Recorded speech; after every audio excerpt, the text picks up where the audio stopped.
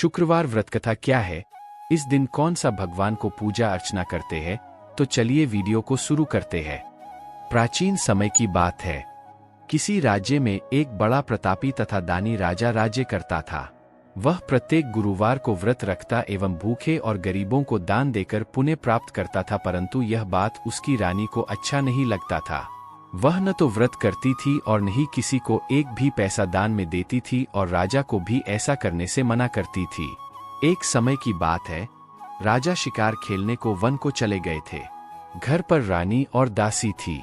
उसी समय गुरु बृहस्पतिदेव साधु का रूप धारण कर राजा के दरवाजे पर भिक्षा मांगने को आए। साधु ने जब रानी से भिक्षा मांगी तो वह कहने लगी, हे साधु महाराज, मैं इस दान और पुण्य से तंग आ गई हूँ। आप कोई ऐसा उपाय बताएं जिससे कि सारा धन नष्ट हो जाए और मैं आराम से रह सकूं। बृहस्पतिदेव ने कहा, हे देवी, तुम बड़ी विचित्र हो। संतान और धन से कोई दुखी होता है। अगर अधिक धन है तो इसे शुभ कार्यों में लगाओ, कुंवारी कन्याओं का विवाह कराओ, विद्यालय और बाग बगीचे का निर्माण कराओ, जिससे तुम्हारे दोनों लोग सुधरें।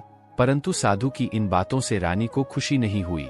उसने कहा, मुझे ऐसे धन की आवश्यकता नहीं है जिसे मैं दान दूं और जिसे संभालने में मेरा सारा समय नष्ट हो जाए। तब साधु ने कहा, यदि तुम्हारी ऐसी इच्छा है तो मैं जैसा तुम्हें बताता हूं तुम वैसा ही करना।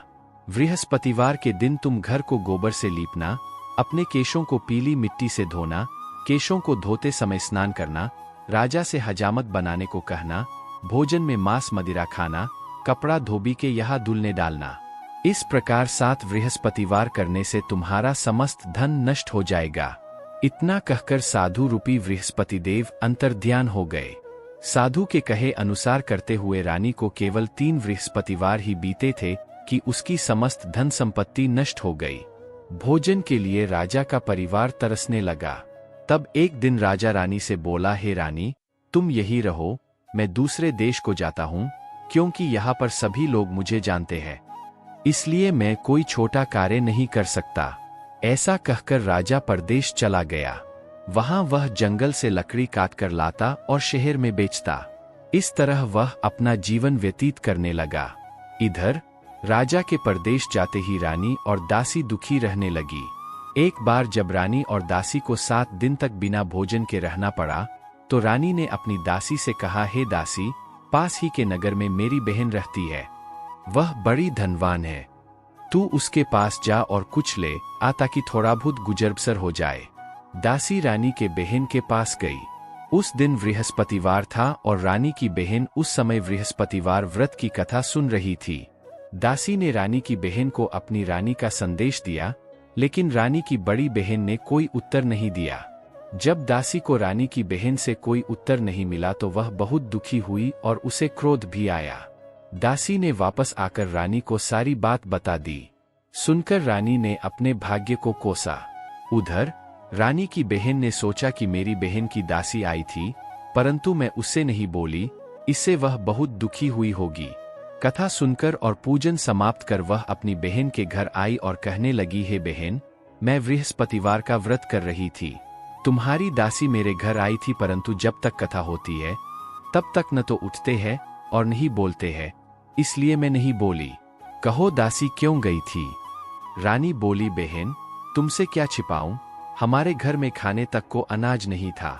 ऐसा कहते कहते रानी की आंखें भर आई। उसने दासी समेत पिछले 7 दिनों से भूखे रहने तक की बात अपनी बहन को विस्तार पूर्वक सुना दी। रानी की बहन बोली, देखो बहन, भगवान बृहस्पतिदेव सबकी मनोकामना को पूर्ण करते हैं। देखो, शायद तुम्हारे घर में अनाज रखा हो। पहले तो रानी को विश्वास नहीं हुआ, पर बहन के आग्रह करने पर उसने अपनी दासी को अंदर भेजा तो उसे सचमुच अनाज से भरा एक घड़ा मिल गया। यह देखकर दासी को बड़ी हैरानी हुई। दासी रानी से कहने लगी, हे रानी, जब हमको भोजन नहीं मिलता तो हम व्रत ही तो करते हैं, इसलिए क्यों न इनसे व्रत और कथा की विधि पूछ ली जाए ताकि हम भी व्रत कर सके। तब रानी ने अपनी बहन से बृहस्पतिवार व्रत के बारे में पूछा। उसकी बहन ने बताया, बृहस्पतिवार के व्रत में चने की दाल और मुनक्का से विष्णु भगवान का केले की जड़ में पूजन करे तथा दीपक जलाए, व्रत कथा सुने और पीला भोजन ही करें। इससे बृहस्पतिदेव प्रसन्न होते हैं। व्रत और पूजन विधि बतलाकर रानी की बहन अपने घर को लौट गई। 7वें रोज बाद जब गुरुवार आया तो रानी और दासी ने निश्चयानुसार व्रत रखा। गुड़साल में जाकर चना और गुड़ बीन लाई और फिर उसकी दाल से केले की जड़ तथा विष्णु भगवान का पूजन किया। अब पीला भोजन कहाँ से आए, इस बात को लेकर दोनों बहुत दुखी थे। चूंकि उन्होंने व्रत रखा था, इसलिए गुरुदेव उन पर प्रसन्न थे। इसलिए वे एक साधारण व्यक्ति का रूप धारण कर 2 थालों में सुंदर पीला भोजन दासी को दे गए। भोजन पाकर दासी प्रसन्न हुई और फिर रानी के साथ मिलकर भोजन ग्रहण किया। उसके बाद वे सभी गुरुवार को व्रत और पूजन करने लगी। बृहस्पति भगवान की कृपा से उनके पास फिर से धन संपत्ति हो गया, परंतु रानी फिर से पहले की तरह आलस्य करने लगी। तब दासी बोली, देखो रानी, तुम पहले भी इस प्रकार आलस्य करती थी, तुम्हें धन रखने में कष्ट होता था, इस कारण सभी धन नष्ट हो गया, और अब जब भगवान गुरुदेव की कृपा से धन मिला है तो तुम्हें फिर से आलस्य होता है। बड़ी मुसीबतों के बाद हमने यह धन पाया है, इसलिए हमें दान पुण्य करना चाहिए, भूखे मनुष्यों को भोजन कराना चाहिए और धन को शुभ कार्यों में खर्च करना चाहिए, जिससे तुम्हारे कुल का यश बढ़ेगा, स्वर्ग की प्राप्ति हो और पितर प्रसन्न हो। दासी की बात मानकर रानी अपना धन शुभ कार्यों में खर्च करने लगी, जिससे पूरे नगर में उसका यश फैलने लगा।